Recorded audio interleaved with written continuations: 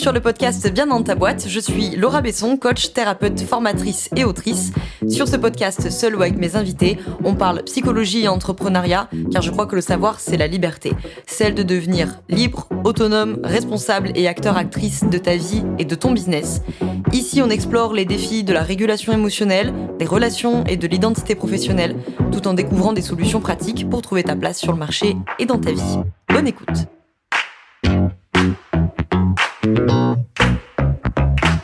Bonjour à toi, bienvenue dans ce nouvel épisode du podcast Bien dans ta boîte. Aujourd'hui, je te retrouve avec un épisode important qui va être un épisode un peu plus technique, un peu plus réflexif, puisqu'on va parler d'impôts. Alors, on va pas parler d'impôts au sens administratif, juridique, légal, etc. de la chose, c'est pas du tout mon métier. On va parler d'impôts plutôt au sens politico-social lié à l'entrepreneuriat.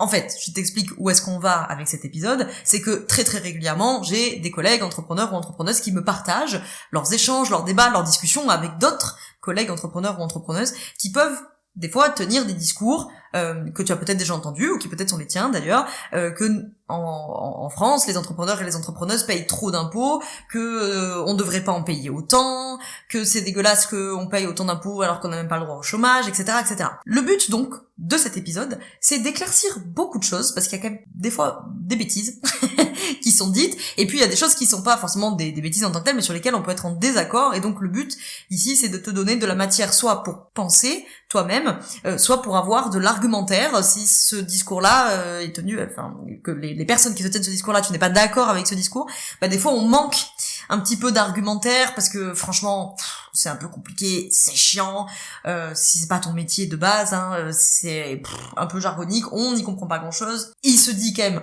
beaucoup de choses, soit des fois qui sont vraiment fausses, soit qui sont pas fausses mais qui sont tronquées, sorties de contexte, etc., etc. Donc le but de cet épisode, c'est d'avoir de quoi réfléchir sur ce sujet-là si tu as envie de réfléchir à cette question-là, 2, de te donner de l'argumentaire pour discuter avec des personnes qui peuvent tenir ce discours si toi tu n'es pas d'accord avec ce discours, et 3e point, si tu n'es pas d'accord avec moi, ça te donnera de quoi qu'on puisse échanger et que j'ai eu le temps de dérouler mon argumentaire à moi et qu'on puisse du coup éventuellement échanger si on n'est pas d'accord. Bon, alors, petit disclaimer, de dire que l'épisode que je t'enregistre là, c'est un gros travail de synthèse de différents professionnels, notamment d'économistes, puisque Scoop, je suis pas économiste, c'est pas mon métier du tout, et donc je mets toutes les sources dans la description de cet épisode de plein de chercheurs, de professionnels, etc., qui m'ont aidé à construire cet article, puisqu'à la base c'était un article, et cet épisode-là, économie, sociologue, etc.,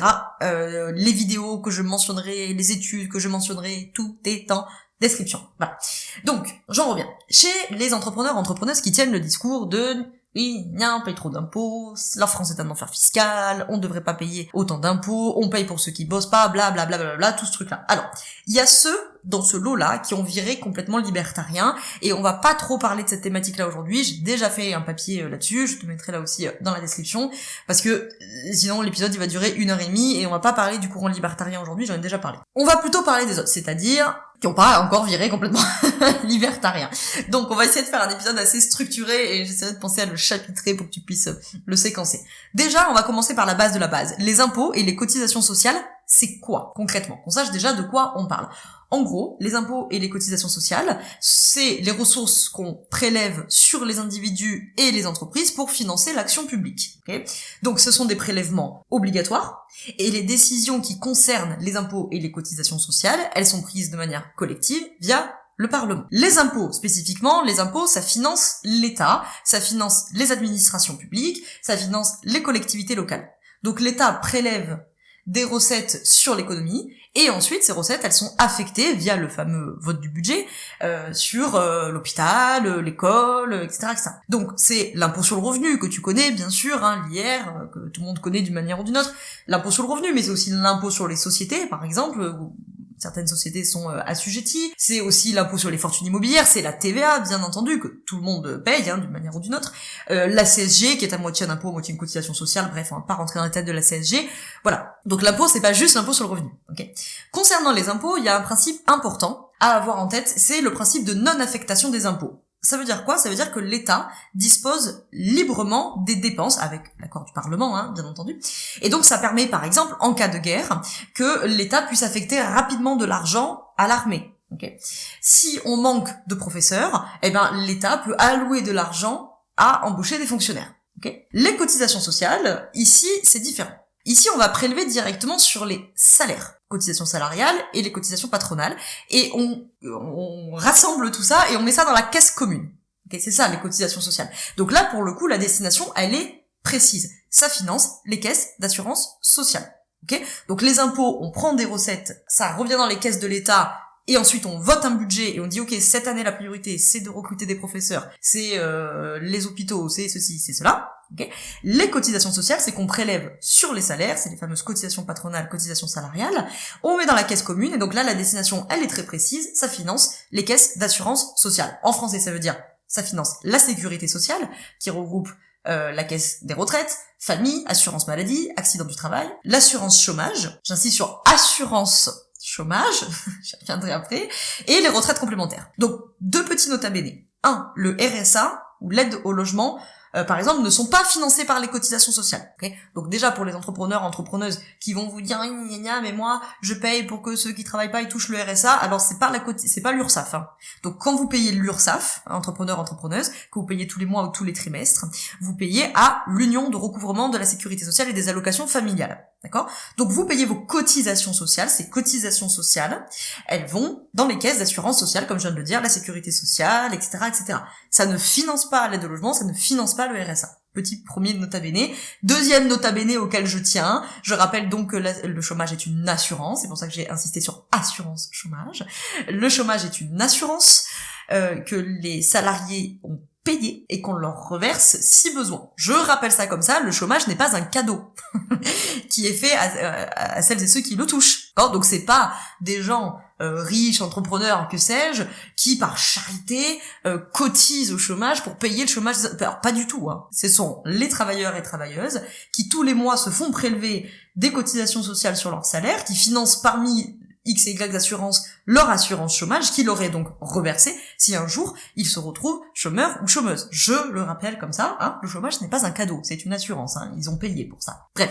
Deuxième point à éclaircir, ça représente combien d'argent tout ça? Ok, donc petit 1, c'était quoi les impôts, les cotisations? 2, concrètement, ça représente combien d'argent? Qu'on se fasse à peu près une idée. La première recette fiscale du pays, c'est, roulement de tambour, la TVA, avec environ 200 milliards d'euros par an de recettes.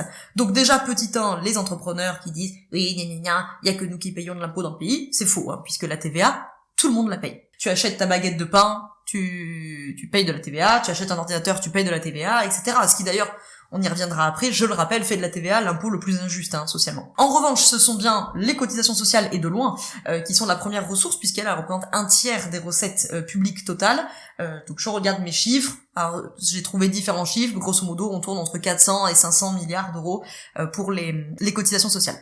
Donc d'après l'économiste Michael Zemmour, on obtient grosso modo ce classement: 1, les cotisations sociales, 2, la TVA, qui n'a d'ailleurs jamais tant rapporté au vu de l'inflation actuelle, et 3, la CSG, qui est prélevée sur tous les revenus, donc aussi sur les retraités et les revenus du capital, mais qui ne finance pas que la sécurité sociale, à l'inverse d'autres impôts. Bref, donc quand on est entrepreneur ou entrepreneuse, en résumé, on paye l'URSSAF tous les mois ou tous les trimestres, et l'URSSAF se charge de redistribuer aux différentes caisses d'assurance sociale, la sécurité sociale, etc., etc. En gros. Troisième sujet, quand tu entends l'argumentaire « on paye de l'impôt pour ceux qui n'en payent pas ». Allez, on va rentrer maintenant dans l'argumentaire qu'on entend. Donc, soit tu es d'accord avec cet argumentaire, je t'explique pourquoi moi je ne suis pas d'accord, soit tu es plutôt d'accord avec moi et ça te donnera peut-être de l'argumentaire pour discuter avec d'autres entrepreneurs ou entrepreneuses.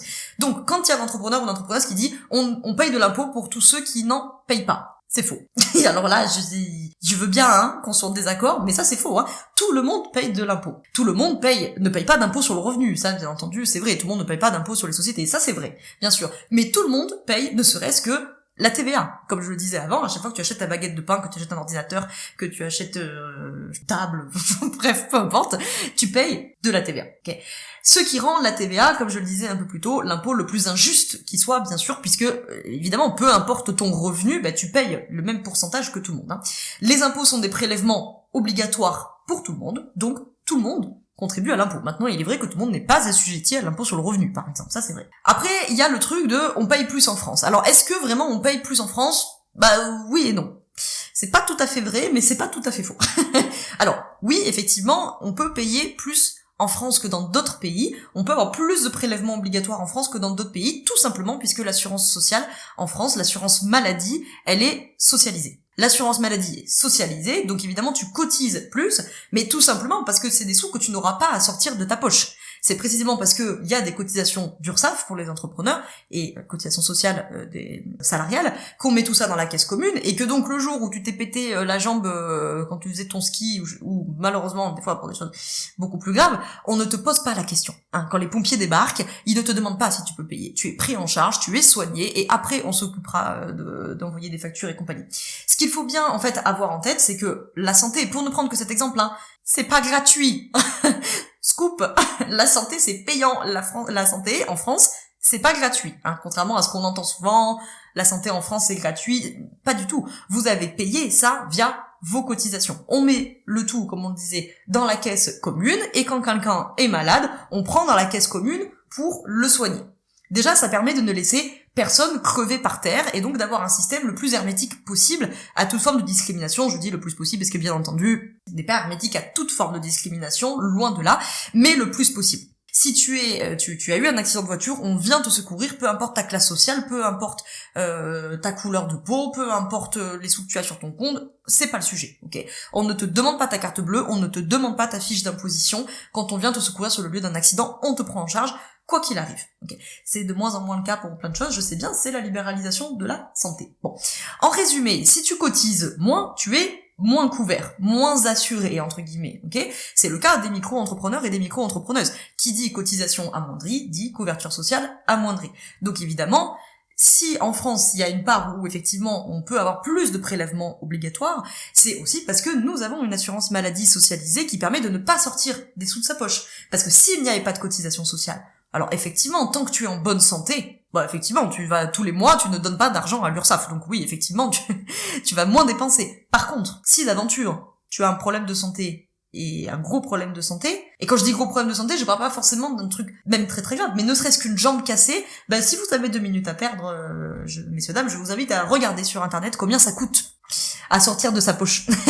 Une hospitalisation pour une jambe cassée, pour un Covid prolongé, pour une nuit à l'hôpital, enfin voilà. Donc tout ça n'est pas gratuit, hein, c'est que nous avons une assurance maladie socialisée qui permet que on laisse personne dans la merde et que peu importe ton revenu, tu es pris en charge. 4e, 5e, je ne sais plus où j'en suis, point de mon épisode, c'est des fois on nous rétorque oui mais le trou de la sécu. Hein, oui mais il y a le trou de la sécu, on peut plus, machin. Bon alors, là il faut citer, me semble-t-il, Nicolas da Silva qui est un économiste et auteur, entre autres, de livre La bataille de la sécu, qui le dit très bien, c'est que depuis qu'il y a la sécu, il y a des débats pour dire attention au secours c'est la faillite. Alors, pourquoi est-ce que du coup on parle concrètement de ce trou de la sécu? En fait, quand on parle du trou de la sécu, on fait référence à la différence qu'il y a entre les recettes et les dépenses. Bon.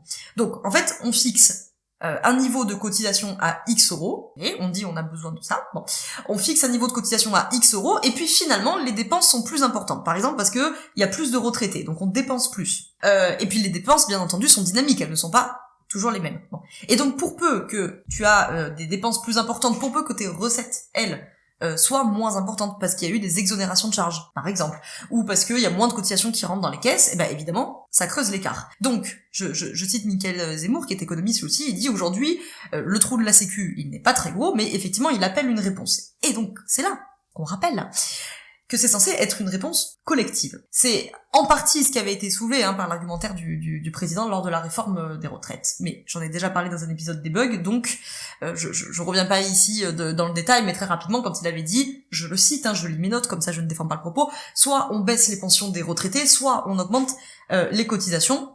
Je rappelle que c'est un sophisme du faux dilemme. Donc il n'y a qu'un seul moyen, si on est lucide, sophisme du bon sens, puisqu'on vit plus longtemps, c'est de travailler plus longtemps. Bon, donc j'en avais déjà parlé du problème de cet argumentaire. On te met le lien dans la description. C'est un épisode qui s'appelait le faux dilemme. Je crois que c'est là que j'en ai parlé.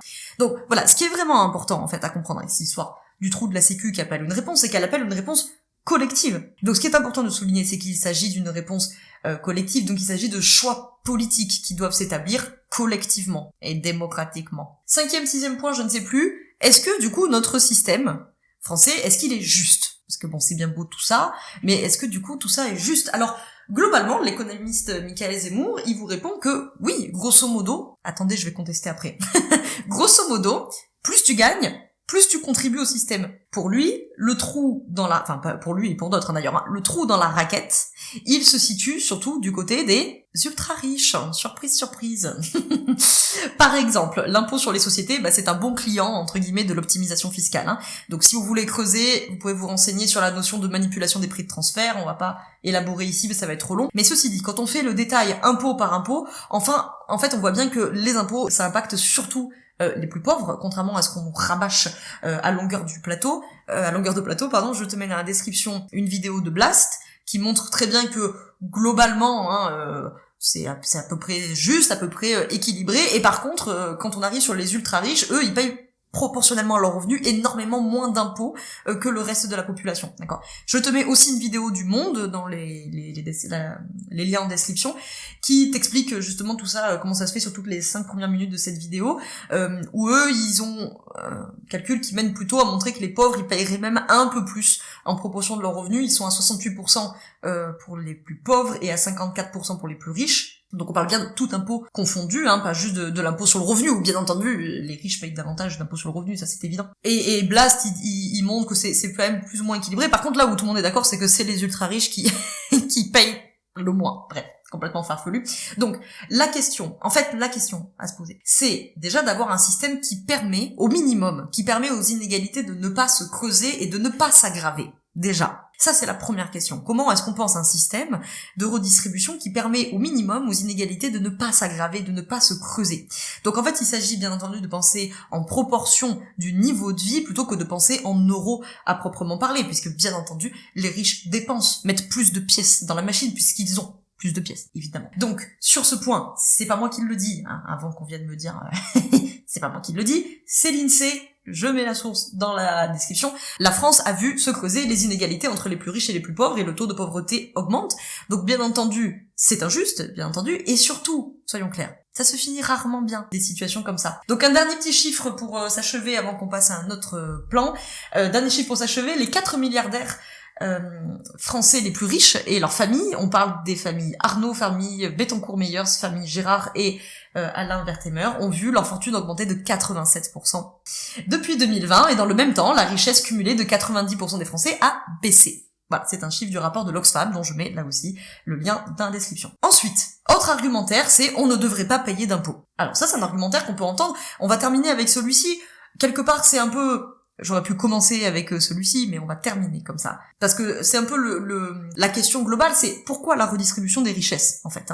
Alors, on va voir que 2 points, parce qu'il y a des livres entiers pour parler de la redistribution des richesses. Moi, j'ai envie d'en donner 2, ici. Un, c'est la question de la solidarité. On va prendre l'exemple des retraites, ok? La branche retraite de la sécurité sociale, en France, elle a été fondée sur un modèle assurantiel avec le fameux système par répartition. En gros, c'est très simple, plutôt que chacun mette ses petits sous de côté dans son petit porte-monnaie, dans sa petite tirelire, ça c'est le système par capitalisation, eh bien les jeunes mettent des sous dans la caisse commune pour payer la retraite des plus vieux, et quand ces jeunes deviennent vieux, eh ben c'est les nouveaux jeunes qui vont payer dans la caisse, ok? Bon, on fait l'impasse ici sur le problème posé par le nombre d'actifs versus le nombre de retraités, parce que c'est pas le sujet aujourd'hui, mais Alexis de la chaîne de l'Esprit Critique en a fait une très bonne vidéo que je te mets dans la description, là aussi. Ça permet de la solidarité, ok? Ce système par répartition, les jeunes mettent des sous dans la caisse pour payer la retraite des plus vieux, ça permet de la solidarité. Et quand je dis que ça permet de la solidarité, c'est pas juste pour défendre de jolies valeurs, c'est pas juste pour dire « Ah, c'est bien, c'est moral, c'est gentil, c'est joli, la solidarité », c'est pas ça que je suis en train de vous dire. C'est que concrètement, ayons une pensée matérialiste, concrètement, le fait qu'on pense un système solidaire, c'est que ça met tout le monde dans le même bateau. Et quand vous mettez tout le monde dans le même bateau, ça oblige à trouver des solutions collectives et des solutions politiques. C'est pas chacun sa gueule et puis tant pis du coup pour les plus faibles, tant pis pour ceux qui n'ont pas les moyens, tant pis pour ceux qui n'ont pas eu les mêmes chances. Non, on met tout le monde dans le même bateau et donc on est obligé de trouver des solutions ensemble. Donc, nota bene, ça rend aussi le système des retraites beaucoup plus solide et beaucoup plus sûr, il faut aller demander à nos amis outre-Atlantique. Et nota bene 2, ça permet de ne pas avoir de réserve d'argent de son côté pour sa retraite, et donc tu risques pas de perdre ta retraite parce qu'il y a eu une faute de gestion bancaire, par exemple. Là aussi, je cite le rapport de l'Oxfam, les 1% les plus riches détiennent 36% du patrimoine financier total en France, alors que plus de 80% des Français ne déclarent posséder ni assurance vie, ni action directement. Rapport de l'Oxfam, toujours. Donc voilà, on fait un choix de société. En fait, on a décidé collectivement qu'on ne laissait pas d'autres êtres humains sur le bord de la route. Et encore une fois, on sait très bien les conséquences que ça va avoir, cette pauvreté-là. Okay, donc c'était la question de la solidarité, et après il y a la question des moyens.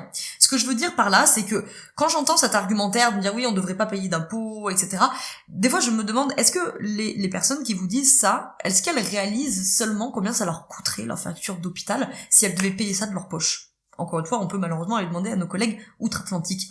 Est-ce que ils ont vraiment envie de réfléchir à appeler les pompiers? Parce qu'il faudra les payer, du coup, les pompiers. Est-ce que ça marche pour la police, aussi? Parce qu'alors ça, bizarrement, les libertariens, ils veulent pas payer d'impôts, tout ça, mais bizarrement, la police, ils veulent pas s'en débarrasser, d'accord? De la même manière, le jour où tu auras besoin de l'intervention de la police, est-ce que tu as envie de décrocher ton téléphone et de réfléchir à deux fois parce qu'il faudra payer? Parce que c'est les impôts qui financent ça aussi, bien entendu. Est-ce qu'ils pensent vraiment payer pour les autres et que eux, ils ne bénéficient pas de ces assurances? Okay, quand vous payez de l'URSSAF, quand vous payez des cotisations sociales, c'est pour tout le monde. Vous bénéficiez, vous aussi. Quand vous avez une ordonnance de votre médecin, quand vous allez aux urgences, etc., c'est pas que vous payez pas, c'est que tout le monde a mis dans la caisse commune. Enfin bref, vous savez, Et puis allez, je termine sur un petit nota bene, parce que l'autre jour on m'a dit oui, mais bon, tu comprends, moi je suis entrepreneuse en l'occurrence, et nous on paye des impôts, on paye des cotisations, et on n'a même pas le droit au chômage. Et oui, mais toujours pareil, le chômage c'est pas gratuit, Le chômage c'est pas une aide, c'est pas un cadeau, c'est une assurance. Les salariés ils cotisent pour leur chômage. Et si les entrepreneurs et les entrepreneuses veulent le chômage et qu'on veut que l'État nous permette ça, il faudra donc payer une cotisation supplémentaire. Donc il y a un truc qui marche pas dans l'argumentaire, c'est soit vous voulez pas payer plus de cotisations et donc du coup effectivement vous n'avez pas le droit au chômage, soit vous vous battez pour que les entrepreneurs et les entrepreneuses puissent avoir le droit au chômage, mais donc de fait il faudra cotiser, parce que je le rappelle, le chômage est une assurance, ce n'est pas un cadeau. Voilà. Les ressources, elles sont toutes dans la description. D'une manière générale, je t'invite, si ces sujets t'intéressent, à lire, écouter le travail formidable de l'économiste Mickaël Zemmour, son confrère Nicolas Da Silva, qui s'occupe beaucoup des questions de sécurité sociale, The Goat Bernard Friot, bien entendu. C'est une vision communiste du travail, je précise par avance pour les allergiques, mais qui est vraiment un spécialiste des questions justement de la sécurité sociale et du financement à la cotisation. Le travail de l'exceptionnel, je l'adore, sociologue Nicolas Framont, plutôt sur les questions du travail que sur les impôts et les cotisations à proprement parler, mais forcément en parlant de la notion du travail, il parle aussi des notions capitalistes, et donc il y a quand même des liens. Je te mets mon papier sur le mouvement libertarien, je te mets la vidéo du Monde, je te mets la vidéo de Blas, je te mets l'article de l'INSEE, je te mets le rapport de l'Oxfam, la vidéo d'Alexis de la chaîne de l'Esprit Critique. Et quand on aura vu tout ça, normalement, t'as quand même une bonne idée de ce qui se passe. Voilà.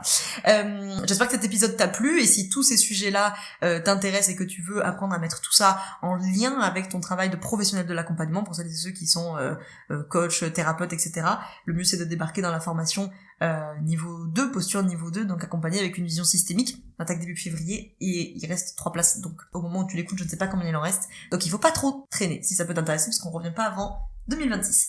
Bon, j'espère que cet épisode t'a plu, que t'as pas trop mal à la tête après toutes ces histoires d'impôts et de cotisations. N'hésite pas à transférer cet épisode, à le partager si tu penses que ça peut intéresser un entrepreneur ou une entrepreneuse, ou pas d'ailleurs, autour de toi. Ciao, ciao. Je te remercie d'avoir écouté cet épisode jusqu'au bout. Tu peux retrouver l'ensemble des informations et des liens en description de cet épisode. Si tu as des idées, des suggestions, ou si tu as tout simplement aimé cet épisode et que tu veux me le dire, direction Apple Podcast pour laisser un commentaire et 5 étoiles. C'est ce qui permet au podcast d'aider plus de personnes, et ça permet aussi de me soutenir.